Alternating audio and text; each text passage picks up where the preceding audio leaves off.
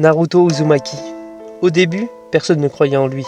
Un enfant seul, bruyant, maladroit, rejeté par tout un village avant même qu'il ne comprenne pourquoi. Chaque regard qu'on lui lançait semblait lui rappeler qu'il était différent. Alors il riait fort, il faisait des bêtises, pas parce qu'il était heureux, mais parce qu'il refusait de disparaître dans le silence. Et au fond, combien de personnes font pareil? Combien sourient juste pour ne pas montrer qu'ils se sentent seuls? Naruto n'avait pas de famille pour le guider, pas de père pour lui montrer le chemin, seulement un vide immense, et un démon enfermé en lui que tout le monde craignait. Mais ce qui rend son histoire forte, ce n'est pas qu'il ait souffert, c'est qu'il ait choisi de ne pas rendre cette souffrance au monde. Parce qu'à sa place, beaucoup auraient abandonné, beaucoup auraient pu finir par haïr les autres. Lui, il a continué à tendre la main, même après les insultes, même après les pertes, même après avoir vu ce qu'il aimait tomber devant lui. Et plus il avançait, plus il comprenait quelque chose.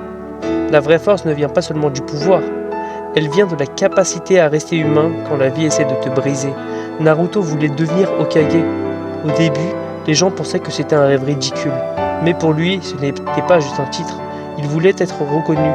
Il voulait enfin entendre quelqu'un dire « ta place est parmi nous ».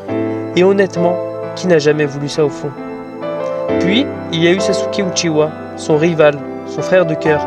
La preuve vivante que deux personnes peuvent souffrir différemment et pourtant se comprendre sans mots. Là où beaucoup auraient abandonné Sasuke, Naruto a continué de croire en lui, encore et encore, même quand tout semblait perdu, parce qu'il savait ce que ça faisait d'être consumé par la solitude. Et peut-être que c'est ça, la plus grande leçon de Naruto. On ne choisit pas toujours ce qu'on porte en soi, mais on choisit ce qu'on en fait. Alors maintenant j'ai une question pour toi. Est-ce que tu penses qu'une personne peut vraiment rester bonne après avoir autant souffert? Ou est-ce que la douleur finit toujours par changer quelqu'un?